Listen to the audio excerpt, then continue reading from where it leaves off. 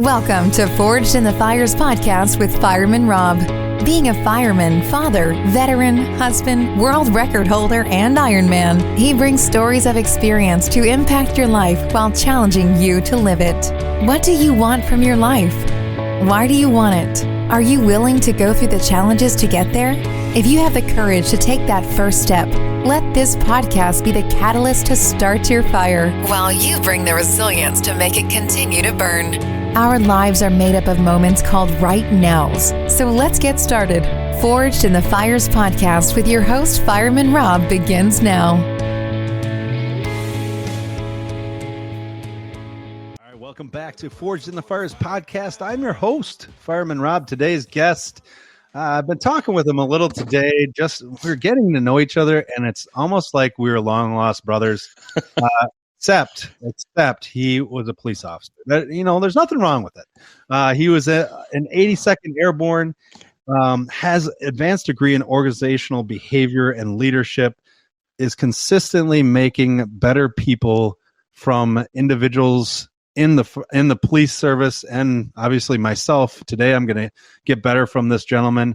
He has a number one podcast. I'm going to let him tell you more about all this stuff. It is so great to have you on the show. Oh my gosh. Patrick Fitzgibbons, thank you so much. I was looking around, Robert. I was trying to figure out who you were talking about. I was just going, that was just one page. Man, it is such an honor to be here, brother. I agree. We were talking a little bit before we went live, and you're amazing, dude. And it's like we've known each other for years. So I appreciate being here and being on your show. You're doing a great job, man. Oh, thank you. I appreciate it. It's so much fun to be able to talk to somebody else as a first responder, because it's and a military person, because it's kind of a different philosophy of life, right? Yeah, you just and that's not.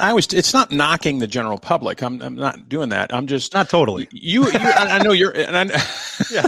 But it's like you and I we instantly bonded, and that is the power of the first responder community. Whether you're fire, EMS, corrections, whatever, most of the time, we get on the phone and we're just rocking and rolling, bouncing off each other, and that's the power of being, in the first responder community, because we are brothers and sisters. It doesn't matter, if you're fire, EMS, law enforcement, we're all on the same team. You're so right. But it's interesting because, I want to transition here because, you've done over 453 podcast episodes. Yeah. And it's fantastic to be able to have the amount of individuals to see their perspectives. And it's CJ Evolution, Criminal Justice Evolution is the podcast. But you also saw that there was an urgent need, that first responder community was suffering from self-doubt, depression, PTSD. Mm-hmm. We're so good at talking to each other, but we suck when it comes to mental health. Absolutely. In the last couple of years, brother, I've kind of pivoted with my show, and thank you for mentioning it, by the way. I started it about 7 years ago, and I talk about criminal justice issues, and because that's the premise behind the show. But in the last couple of years, I just wanted to pivot and talk more about resiliency, leadership, mental health issues. And I'm no psychologist or anything like that. I have my own story. You've got street psychology. Yeah, street psychology. We all do. And but like I said, I kind of pivoted over the last couple of years, and I wanted the show to be more uplifting and inspirational, because cops, fire, we just see the worst of the worst, and we signed up for that.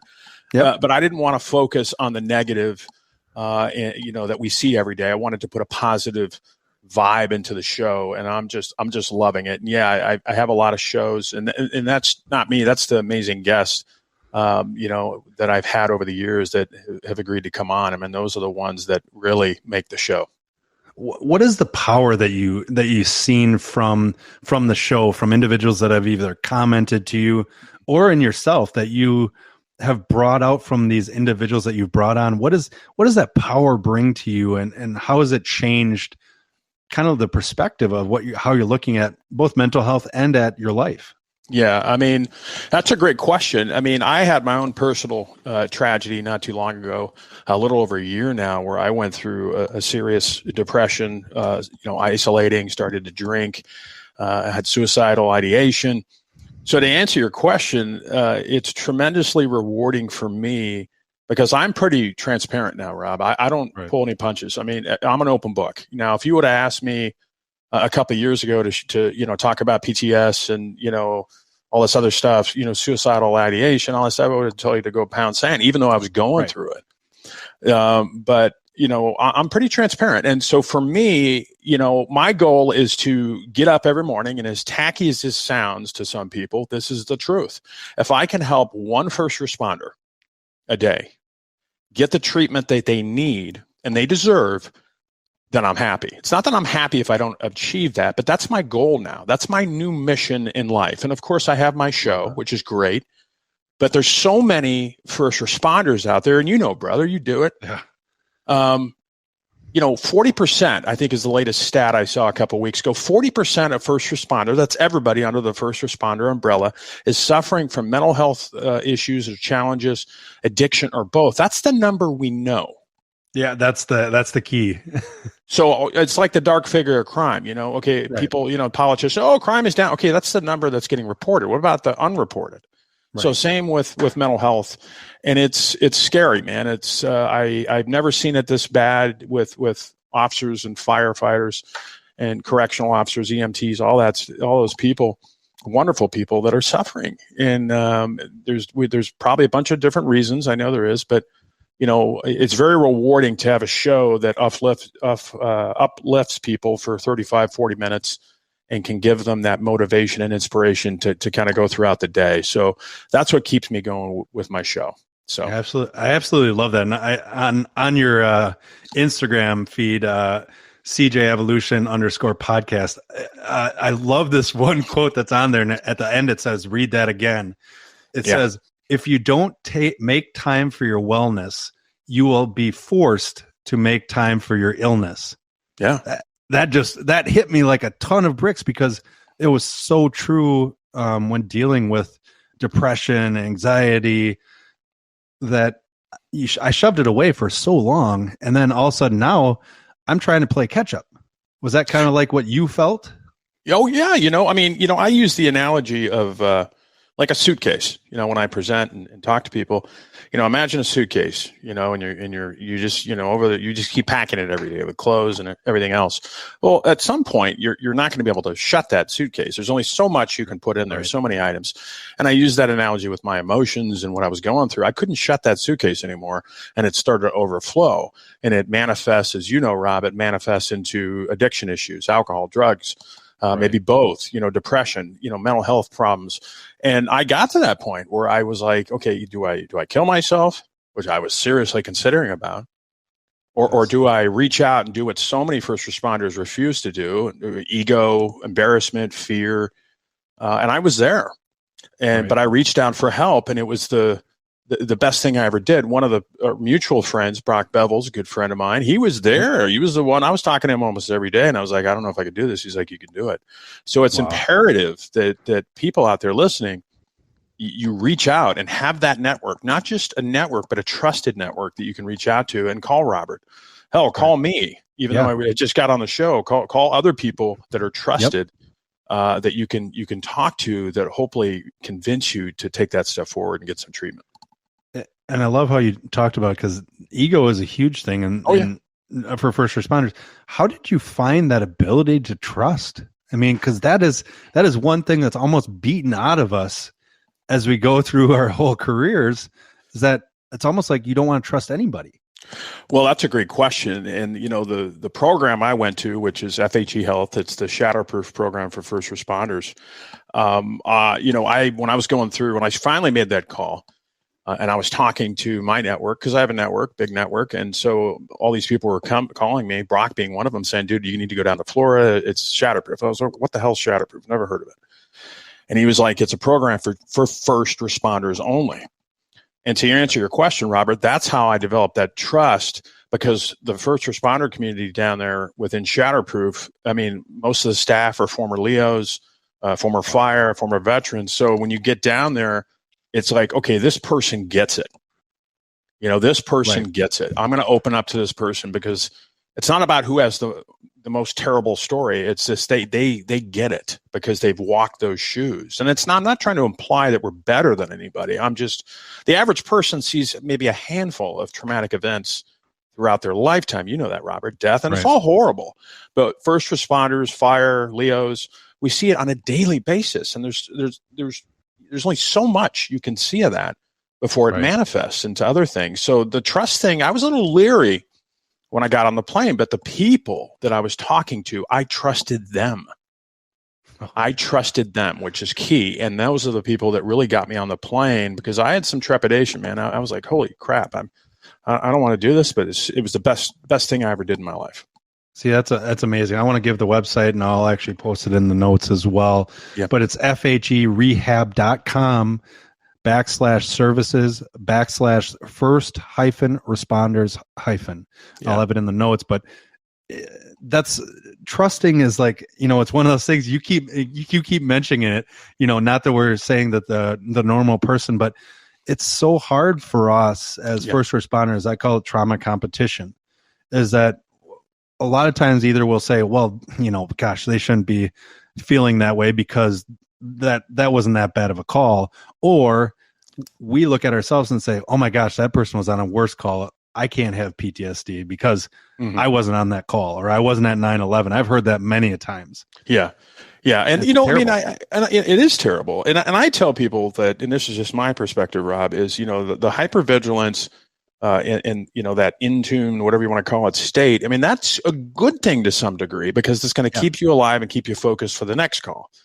The problem is turning it off, and learning how to hold both spaces, which I did in therapy. I can't undo what I've seen over the course of my career and then in the military. But what I could do is learn to live with it. And when it creeps up again, okay, now I have the tools to combat it and to suppress it, not get rid of it. You're never going to get rid of it. But okay, now I have the foundation. Now I have the tools to say, okay, this is starting to bother me. Okay, do this. Whether it's breathing or box breathing or whatever I learned.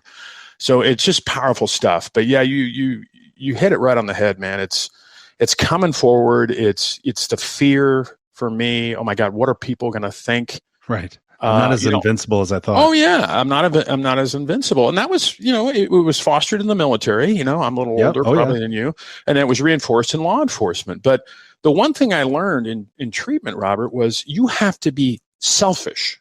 Extremely selfish with your mental and physical wellness and health. Not being a narcissist or being ego and all that stuff. I'm talking taking care of yourself first. Right. And, once you do that and you go get treatment if you need it, and you start learning this and you embrace it, then your life is going to change. Now it takes work. It takes work. I tell people, I was down in Florida, a week ago or a week and a half ago. I was talking to the patients down at Shatterproof. I said, I'm proud of each and every one of you. All of you are awesome. Men and women were there from all different backgrounds. I said, but the work begins when you leave. Right. That's when the real work begins. It doesn't stop. I'm still in recovery, man. And, it's never going to end. Right. And that's such a powerful message. I love both of those message of one, in the fire service, we always say, you have to save yourself first in a fire. It's one of those things that's the RIT team is going to come and get you, but your first option is you have to save yourself first. Absolutely. And we're not wired like that. You and me, we're not wired like that. No, we're not. And that's the hard part, especially with mental health. Mm-hmm. But that second part of it's constant work. And I love that. And you have a book, Evolve, a collection of routines, habits, and advice to take charge of your life and be the best self. Tell me more about that. Yeah, that was a book. Thanks for mentioning it, brother. That was a book I wrote in 2019 when I retired from law enforcement. And it's a micro book, so it's not like some huge novel. I thought you had big hands. Yeah, we all know cops can't read. I was looking on Instagram. I'm like, man, he's got to have ginormous hands. If that's a real, a huge book. I'm like, I don't know if I want to meet this guy. No. And I was like, I wanted to make it easily digestible. About 60, 70 pages, and it's just Evolve as an acronym. So, it starts out with, E is, elevate, elevate your mindset. We've scratched the surface on that. And V is like visualization. So visualization is key, in my opinion, in going after what you want, whether it's treatment, writing a book, starting a show, your career, whatever. So, visualization is key. O is others. What I mean by others is who you're surrounding yourself with. So you're surrounding yourself with people who are, constantly pissed off, constantly depressed, constantly angry. Guess what? You're going to be that person. If you have kids, I have kids, we always, they were growing up. All right, don't hang out with those kids. Why? Because you're going to be like them if you hang out with them. Right. So, love, or L, I'm sorry. L is love yourself. Love yourself. I mean, it's not in a narcissistic kind of egotistical way, but you have to love yourself first. There's nothing wrong. We grow up, I don't know how you grew up, but I grew up, okay, put yourself last, everybody else is first. And okay, but you have to learn how to step back, at some point and love yourself, take care of yourself. So that is the L. And I'm just scratching the surface. There's more in the book. E is, I think I'm on it. No, V, victory. Every day, celebrate those small victories. And this goes into the concept of gratitude. Okay, my life sucks. I have nothing to be grateful for.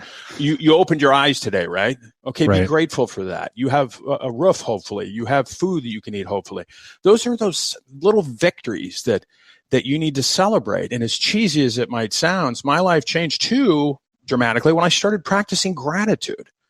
Gratefulness. Crazy. I mean, grateful to be alive, grateful to have this time here, grateful to be able to do what I do now with them, helping brave men and women who protect us every day. A cool stat I saw a couple of years ago was a guy named Gary Vaynerchuk. I don't know if you know who that is. Oh yeah. Yep. Gary V. But he came out and he was doing a speech, brother, and maybe you've seen this. He came out and there's a slide up and it says 400 trillion to 1. And people are looking at him like he has a second head. They're like, what the hell is this guy talking about?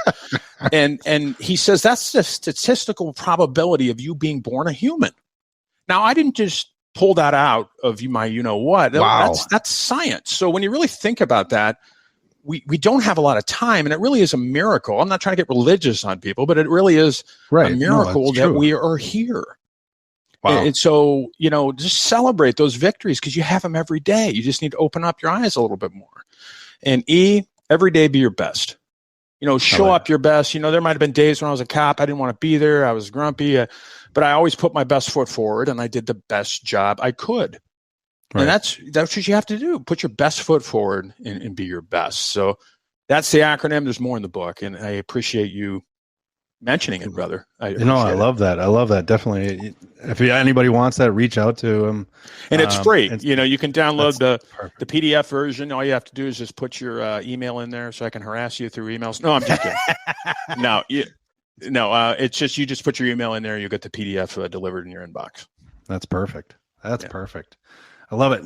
Now, I want to go back to a statement you just said, because I think it's so important, because like you were saying, every day when you went in, there were days that you didn't want to give, you couldn't give everything, right?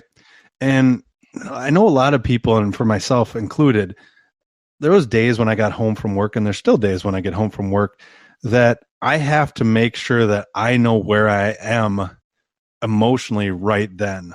Yeah. How hyper aware are you of your emotions now when you're around other people? Very, very aware of my emotions, whereas before, Robert, that's a great question.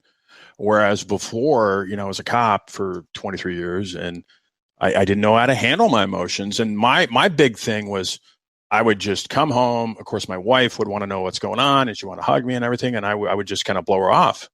Not that I didn't love her or anything. I would just kind of get into my shell for a while instead of verbalizing that. Instead of getting into the door and saying, look, hon, I love you, but I just need 30 minutes to decompress. I know how to do that now, but I'm not married anymore. And that was one of the reasons why I'm not married anymore, is because I wasn't able to verbalize it. I knew, obviously, I could feel that emotion right there, but I didn't know how to verbalize it. I didn't recognize it for what it was, that I had some problems. I had big problems. And so now, to answer your question, I'm very aware of my emotions because I learned, and that's what treatment's for. Right. I've learned how to recognize, okay, I'm getting stressed out. Okay, I'm okay. I can feel this thing pissing me off. This driver just cut me off or whatever. I can feel those emotions coming on. I'm Irish Italian, so I get pissed off, pretty quickly. And so frequently, so I'm very in tune with my emotions now, and that's not a bad thing for your listeners out there. It's not a bad thing to recognize those and not suppress them. Let them come up in a good way. Let them come up in a good way. Don't go back to those old habits. And again, I can't stress treatment enough. Right. Whereas, if you're suffering out there and you need help, please reach out. I love that message. And you do coaching, you do mentorship of law enforcement professionals.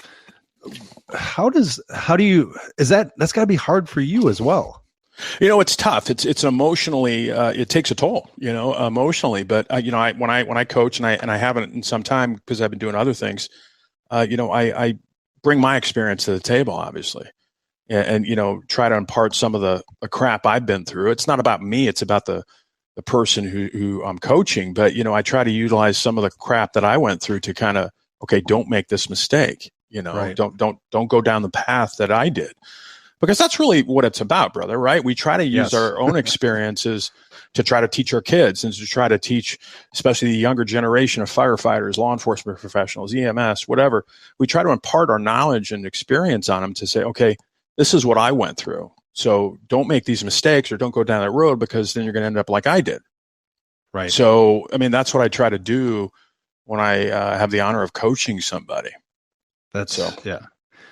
And it's that we go back to that whole thing of, and it's not just like you're saying, it's not just in the first responder community, but it is trust. Mental health is something that you have to have trust in somebody, and building that trust as like a coach or a mentor. How do you see, I think a lot of parents are worried about the mental health of their children. With your background in being a police officer, being a parent, but also at the same time being a mentor, what would you say to some of those parents as what is just something that they can start to understand that mental health, or even what kind of question would you ask to prompt that? Well, that's a great question. I would say do your research. There's so much information out there on mental health. Now, it's, you got to vet, and research the good research. That you have to search for that. But there's so much on mental health out there. And I think there's still, brother, as well as I do, anytime somebody says mental health, there's such a stigma around that still. Yeah. They hide and oh my God, my kid, something's wrong with my kid. And, maybe there is, but maybe he's just going through something that they needs to get talked through. But it's researching. I think what we do as a society a lot is we just jump to the conclusion of he has ADHD or he has this or he needs medicine or whatever, which irritates me. But it's just, it's education. Educate yourself. There's so much information out there. You just research mental health and addiction issues and, come up with a game plan on how you're going to address your kids. I'm not going to try to tell people how to parent their kids. Every situation's different. But, it's educating yourself. The more education you have. Yes. And the better relationship you have with your kids, the more the easier it's going to be to open up those conversations. And the one thing I would just kind of add to that really quick, Robert, is know what your kids are doing. We live in a society now where parents don't know what the hell their kids are doing half the time. They're in there doing God knows what, building arsenals in their basement and all kinds of other crap, which is horrible. So get to know your kids better. Put down your cell phone, get off TikTok, and start talking to your kids. I can only imagine you do so many dances on TikTok, don't you? It was funny. It was funny. So about a year ago, my son was like, I heard of TikTok, but I'm not getting on that crap. Now I'm like on there because I just laugh my ass off. I don't do anything on TikTok. I just watch the videos because they're hilarious. Oh, yeah. It's just constant entertainment for us. It is. The kids don't realize it, but it is just entertainment for us. So what am I going to do tonight? It's Friday. I'm 53. I'm single, and I'm going to be probably watching TV on my TikTok feed or whatever. You're going to be watching Top Gun and be watching Top Gun. I heard that was a good movie, man. I might go see that. Amazing movie. Oh, you saw it? Oh yeah, definitely one of the top movies I've ever seen. Was Val Kilmer in there? Yeah, he was. Oh, cool. Val's the man, dude. Oh, he is. Yeah, he is. Now, speaking of Top Gun, you weren't a pilot, but you were in the 82nd Airborne. That had to be something. The number of people that I've talked to in the 82nd Airborne, they feel the honor. They feel everything that it instills. Yeah, you are crazy. I agree with that. We're talking about you jumping into sawdust. What was it like going through that? Because that's something that a lot of people, they hear, they see, they watch Band of Brothers. Yeah. What was it like personally for you? It was very tough, obviously, physically, mentally, but it was very rewarding. I grew up in a military family. My dad was Army, then he went to the Air Force. He was a lawyer, was a JAG officer. Smarter. Yeah. Okay. But it was very rewarding. I had a ton of jumps when I left. My body's paying for it a little bit now, but it was an honor, brother. I mean, serving my country was one of the biggest honors I've had in my life. And again, I transitioned into a law enforcement career. That was this kind of the natural progression for me, because I just love that, that camaraderie. I love that chain of command structure, and right. I just loved the Army. It was great. As a matter of fact, I was going to re-up. I was going to re-enlist after 4 years, and my wife said, because we had a child, our oldest daughter, who's 27 right now. My ex-wife, she said, I don't know, you can re-enlist, but I'm taking the kid and leave, so you can stay here. And I'm like, oh, I guess I better get out. So, and I'm glad I did. And right. But I have a soft spot for veterans out there in active duty military. I know your son is serving, and mine is too. And it just amazes me. In this day and age, we have young people that are willing to go into the military and serve and defend this great country. Yeah, that's an amazing thing to be able to see. And I think that's, if you look at America and you ask, why is it great? You look at the people that are absolutely going to work every single day, that are putting their lives on the line, that are continuing to make all these things go forward. And you're one of those individuals. I appreciate so much you being on today, Patrick. Absolutely, brother. And if anybody wants to contact me, they can contact me on my site, cgevolution.com. I'd love to hear from you. I love it. I always end the same way. I've got 3 questions for you. Are you ready? Go ahead. Speed round. All right. Speed round. Here it is. If you could go back and tell your 18-year-old self one piece of advice, what would that be? Quit being so stupid. I'll end it. I won't tell the stories, but I'll end it at that. We're going to have to get the stories another time. All right. So, everybody's going through struggles, challenges. Everybody has different struggles and challenges. What would be 2 pieces of advice, or 2 pieces of habits, 2 habits that you would say, if somebody incorporates these every day and starts to make them a habit, that they can continue to move forward in their life? I would say, great question. I would say, the first thing that I would do, and I recommend people do, your listeners, is before you even get out of bed in the morning, start going through your mind. You don't have to spend a lot of time, but just do 3 things that you're grateful for. And it could be anything. It could be your car. It could be material. But I would focus on the relationships that you have. So I would start with that. I would open your eyes, and before you even get out of bed, just go through your mind. Okay, I'm grateful for this. I'm grateful for that. Believe it or not, that's going to set the tone for your day when you get into that mindset.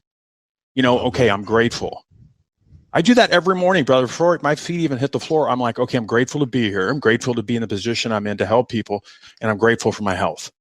Wow. That's huge. And that sets the tone. That gets me tuned in to what I got to do throughout the day. The second thing is take care of yourself. Take care of yourself. And if you're suffering, I go back to that. I'm beating a dead horse, but it's so important. If you were struggling, and look, we're all struggling with something. Right. We all have baggage. But the one thing I tell people, brother, is your problems, you are a very unique individual. Not just you, Robert. I'm talking to your audience. You are very special. You're unique. But your problems aren't unique. Right. And let me explain that just a minute. I mean, your problem. Okay, I'm suffering from alcoholism. Okay, not unique. Millions of other people do. Suffering from addiction, mental health challenge. Okay, it's not unique. It's unique to you, but it's not unique problems that together we can't solve. Right. Yeah. So that would words be my of wisdom. I mean, I don't know. I know. They're totally words of wisdom. Now, what's the third question, my brother? Oh, this is a good one. So if you could have any 3 people, if you could sit around a firehouse coffee, and have coffee, who would the 3 people be? They can be deceased or alive. Who would they be and why? I would say first it would be Jocko Willink. If you're, oh yeah, Jocko would be a good one. Yeah, he'd be a good one. Don't give him any coffee though; he doesn't need it. I've never met him, but he's amazing guy. And for those listeners out there, he's a former SEAL. He's got a book out there, a couple books now, and he's just a beast. But he's also very smart, and he brings some practical leadership advice through his readings and teachings. So I think it'd be great to hang out with him. The second person is, you either like him or hate him, Elon Musk. Yeah. It'd be a great conversation, though. I like Elon Musk. People say, "Oh, you're rich." Okay, he's a businessman. He's made money. I'm not going to go down the whole he's got too much money, rabbit hole. And the other one would probably be Joe Rogan. Oh my gosh, that would be a podcast that I would listen to for hours. Rogan. I love Rogan. Again, some people like him, some people don't. But yeah, those three people, I think it would be, because they're all so very talented. They're also very smart, and they're all doing, I think, great things, in the world. And I was thinking, do I say Jesus? Do I say? What people have? Well, no, there's nothing wrong with that. But no. I was kind of thinking out of the box, and those are three people I think would be, sit around the fire chewing the rag with. Exactly, and they start conversations that a lot of people are uncomfortable with, which is great. Yep. I love it. Well, hey, Patrick, it's been a pleasure to have you on. Make sure you go to cjevolution.com. You'll find out all about his coaching, his podcast. He's got a blog on there, and definitely the sweet voice that he has. That's a pretty buttery voice you got there. People tell me that, and I'm like, okay, I got to be honest. This is the honest to God truth, Robert. I think I talk the same all the time, but the friends of mine, no, dude. You put on the radio voice when you're on a show and you're doing your podcast. You don't talk the same. I was like, what the hell are you talking about? I talk the same all the time. And they're like, nope. You have a radio voice. So, but, I appreciate it, man. I really do. And it's just the way I talk. Hey, if you pulled me over and you talked in that voice, I'd take the ticket. I appreciate, man. I love you. And I hope to see you soon, brother. Sounds good, brother. Thank you so much for joining us, Patrick. And you're welcome, brother. Thanks for listening today. We'll talk to you. We'll talk to you next time. Thanks for listening and supporting the Forged in the Fires podcast with Fireman Rob. Remember, don't forget to like and subscribe to this podcast, and please share this episode with a friend or family. To find out more about Fireman Rob or reach out about a question, go to www.firemanrob.com. Until next time, live your life forged in the fires.